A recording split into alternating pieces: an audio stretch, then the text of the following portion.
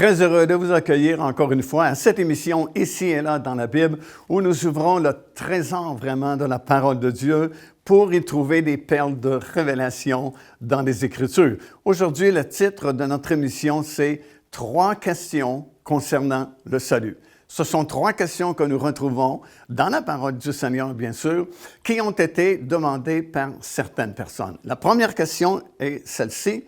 Qui donc peut être sauvé? Et c'est dans Luc chapitre 18 et le verset 26 que nous trouvons cette question. Qui donc peut être sauvé? Bien, c'est à la suite d'un entretien que Jésus a eu avec un jeune homme riche qui l'a approché pour lui demander « Que dois-je faire pour hériter de la vie éternelle? » Et le Seigneur, tout naturellement, lui a répondu « Bien, obéis au commandement de Dieu. » Parce que, bien sûr, même si c'est le Nouveau Testament dans notre Bible, aussi longtemps que Jésus-Christ n'a pas donné sa vie sur la croix de Golgotha et qu'il soit ressuscité d'entre les morts, nous sommes toujours sous l'Ancienne Alliance ou l'Ancien Testament.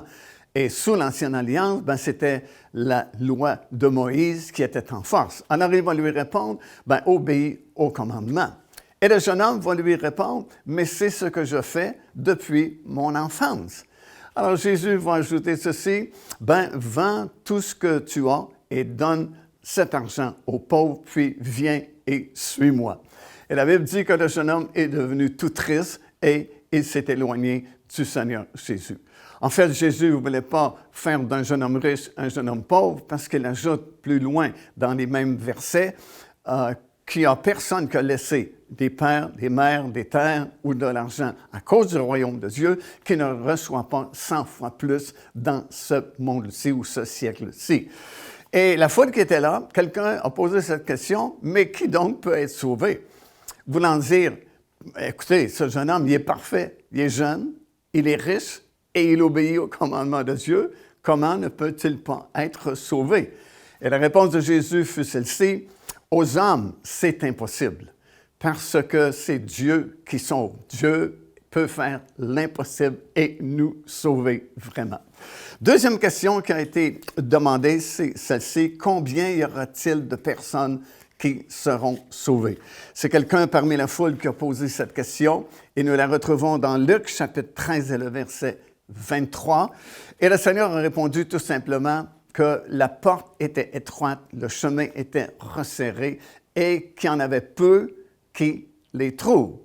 Et effectivement, encore aujourd'hui, si nous comparons la population mondiale avec le nombre de personnes qui ont accepté le Seigneur Jésus-Christ comme Seigneur et Sauveur, c'est certain que ce pourcentage est petit par rapport aux milliards de personnes que nous sommes sur cette terre. Cependant, nous savons aussi par la parole de Dieu qu'il doit y avoir un dernier grand réveil, une dernière grande moisson d'âmes qui doit arriver à la fin des temps. Donc, la proportion va changer évidemment à ce moment-là. Troisième et dernière question qui a été demandée également dans le Nouveau Testament concernant le salut. C'est une question très pratique. Que faut-il faire pour être sauvé? Et vous savez probablement que c'est dans un contexte très particulier que cette question fut posée. Nous lisons cela dans Actes des Apôtres, dans le chapitre 16 et particulièrement au verset 30. Et c'est dans le contexte de l'apôtre Paul avec son compagnon qui ont été jetés en prison parce que, bien sûr, ils avaient commencé à prêcher la parole de Dieu dans la petite ville de Philippe, dans le territoire de la Macédoine. Et puis, il n'y avait pas de synagogue tellement la ville était petite, mais il y avait un lieu de prière situé tout près de la rivière dans la ville. Et puis, c'est là où Paul a commencé à prêcher la bonne nouvelle et des personnes ont accepté le Seigneur Jésus-Christ. Et puis, tous les matins, il se rendait au lieu de prière pour encore partager la parole de Dieu avec ces personnes. Et il y avait cette jeune fille qui les suivait tout au long de leur chemin, qui était possédée d'un esprit de divination et qui prophétisait sur eux, sur Paul et Silas, disant que ces hommes étaient des envoyés de Dieu et ils sont venus ici pour vous annoncer la voie du salut. Alors écoutez bien, la prophétie était bonne, réelle, c'était bien cela, mais la source était diabolique. Alors, on a besoin d'avoir vraiment un discernement des esprits pour savoir vraiment qu'est-ce qui vient de Dieu et qu'est-ce qui ne vient pas de Dieu.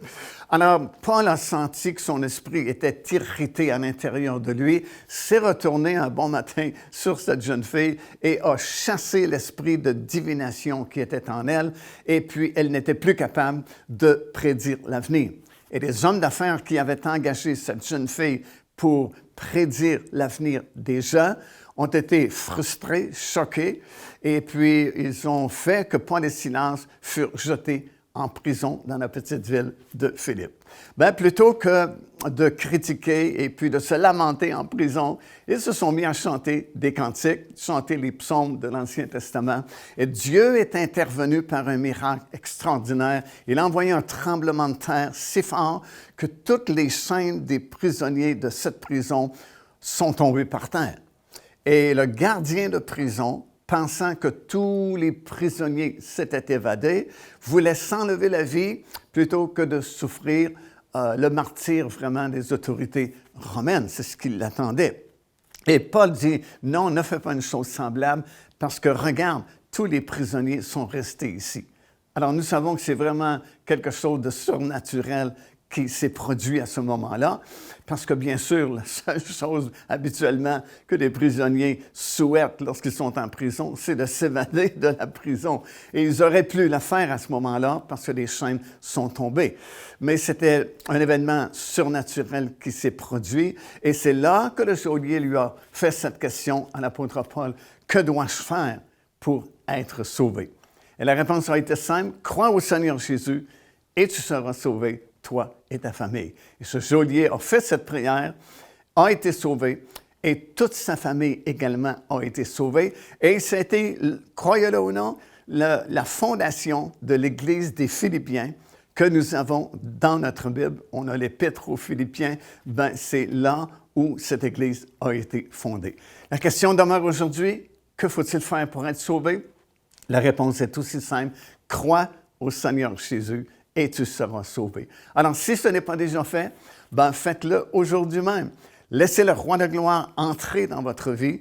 Repentez-vous de vos péchés, de votre ancienne vie, et laissez le Roi de gloire entrer chez vous, et vous serez sauvés. Votre nom sera écrit dans le livre de vie, et vous avez un avenir glorieux qui est réservé pour vous pour toujours.